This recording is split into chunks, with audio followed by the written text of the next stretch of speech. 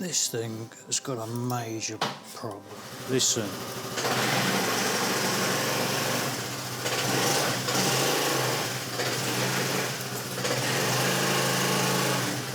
Oh.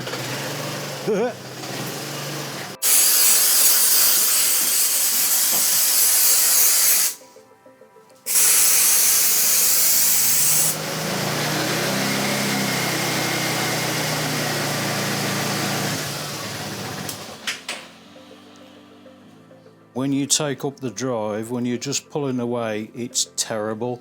And then as you go further on, it's fine. I've never done a Forza before. I've done my ADV quite a few times, but I reckon it's a clutch rattle. I don't think it's anything but. So we'll take it apart and we'll find out what the problem is. It's an older Forza, it's the Forza 300, but you know, the principle's the same. CVT, the whole lot's the same. So I've got to take this off, although this does feel a bit loose to me. Taking him to a garage is, I know people, it's in relation it's cheap, but over here, if you're living on wages over here, it's bloody expensive. So these are the things that you have to do for people to help them out. And in return, they'll help you as well. And why has that gone in there like that?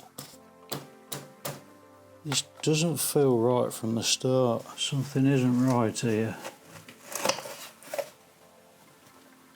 Why has that gone straight through? Oh my God, it's...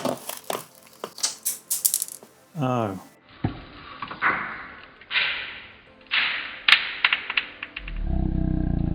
This might be a bit of a problem. Oh yeah, bugger, that's seized.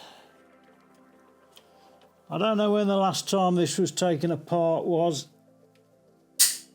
Oh God, that's seized. Oh.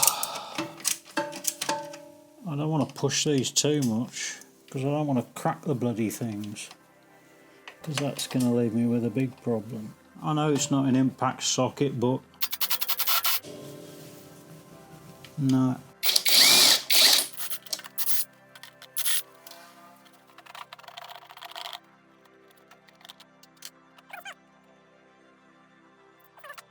The air filter desperately needs replacing. Oh, that is one dirty air filter. This is stupid. I need tools to do this properly. I've had to buy some DeWalt sockets and some Stanley spanners. I bought now 3 cheap Chinese socket sets, and all of them, they're just ripped apart. Ready? Go, go, go, go.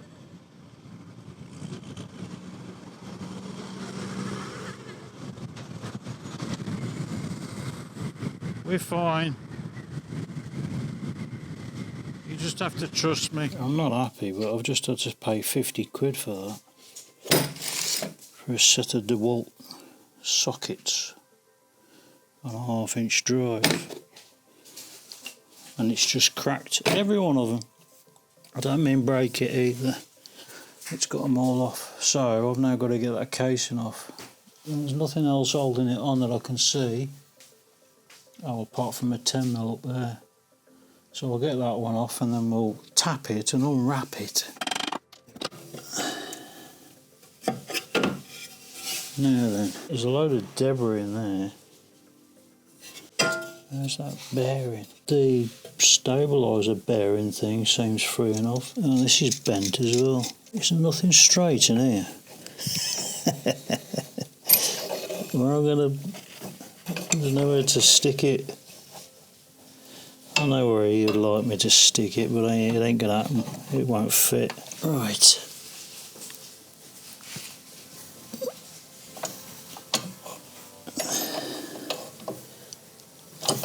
Simple as that.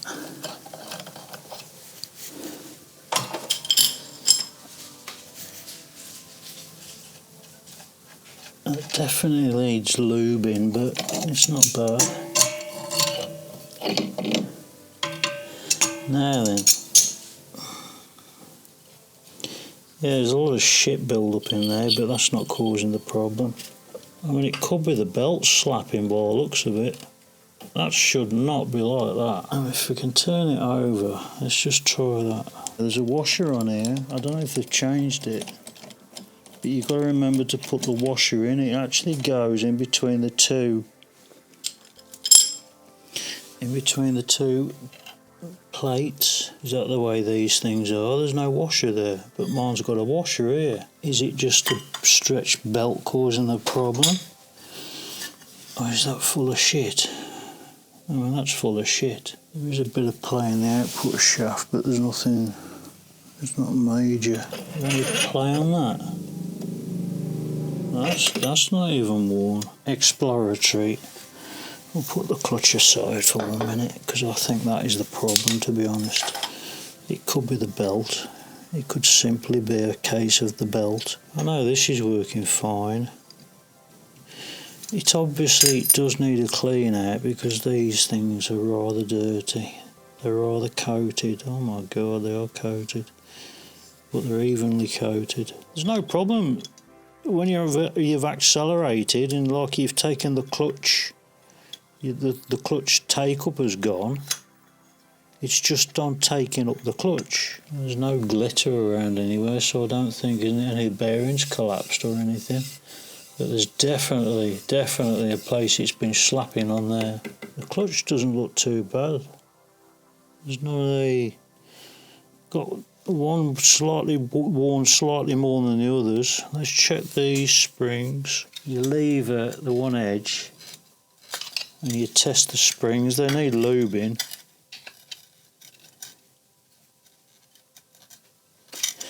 That's alright, and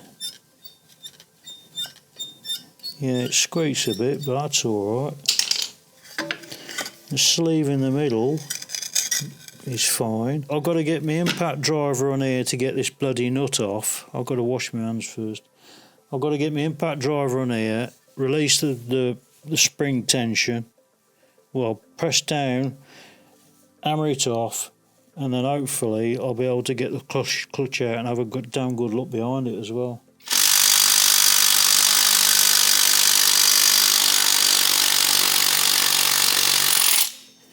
Who says cheap copy bloody things don't work, eh?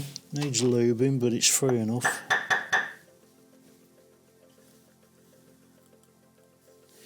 I seriously think it's literally a stretch belt, so I'll get a new belt ordered and then we'll see, because they're only a few quid. I've got the new belt, so we're going to see if this fixes the problem.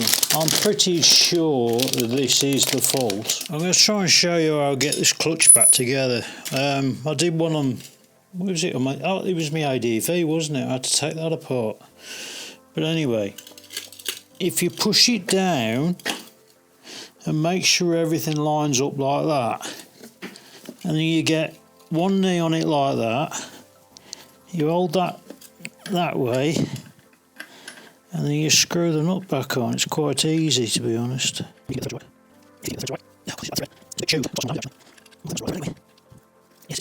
And you let go of it like that. You make sure this is on the right way. Obviously the bell, which has been cleaned up, it is actually in pretty good nick. It has been cleaned out with carb cleaner, brake cleaner, whatever it was. Rollers, they've all been cleaned out. All the rest of the kit's been cleaned out, which is still outside drying. I finally found it. This is the stuff that they use on all CVT components and with Yamaha. So I'm going to smear that all around there. I'll put some in extra places just for extra caution. I think on that edge as well, and also on a bit on the splines, and then we can put this on. You can't put it on fully. Obviously you can't lock it on. I've cleaned all the bearings out, although they do sound a bit rough. If I put the belt on the rear, like this, and then we put that into place, like that, and then I can put, not that one, dickhead, then I can put that one on. That's fine. And then I can put that one on. And then we can put the nut on. There is no washer. And then we put the belt on the front. And then we can put that on and put the bolt in. Now, I don't know if this is the right way. I really don't give a shit. But I'll put the bolt in like this, so it's loosely in. I'm going to tighten that up just beyond finger tight. Then I'm going to get my tool out. And it hopefully is the same as mine was, and it'll start splaying out a bit, so I can tighten it a bit more and then splaying out a bit more like that. It's not hard to do, it's just very time consuming, that's all.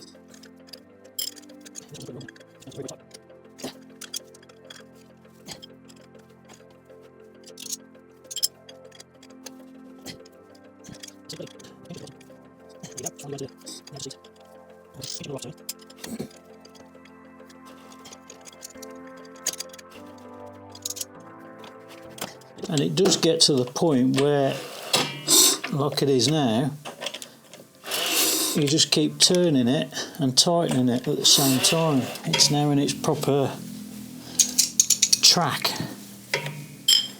And then you get your tool again, click,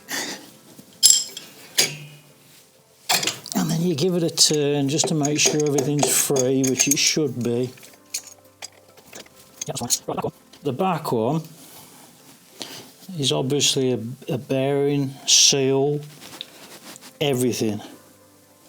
So it needs some love and attention, and I've got to get my tool in there again. Basically lock it in wherever you bloody can, but be careful, because when you're tightening it, if it comes off, click, job done. You've got to make sure you get the bearing in as well. Well, it won't go on without the bearing in.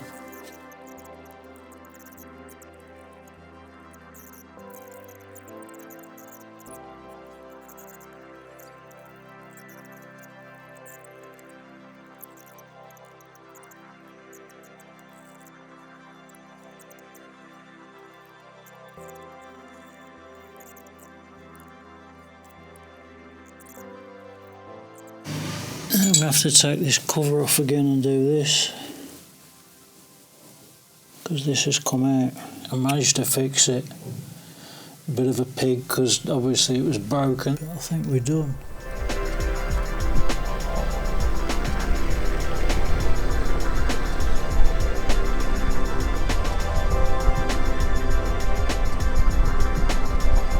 It was on drive take-up. It was a horrible, horrible clanking noise. It ain't there now. No, it's gone. Fixed it. Simple case of drive belt knackered. Good morning, ladies and gentlemen, and welcome to another fantastic day on planet Earth. Today is service day, and to see what sort of condition the clutch is in, I've got to change the brake pads. I want you to do me a favour.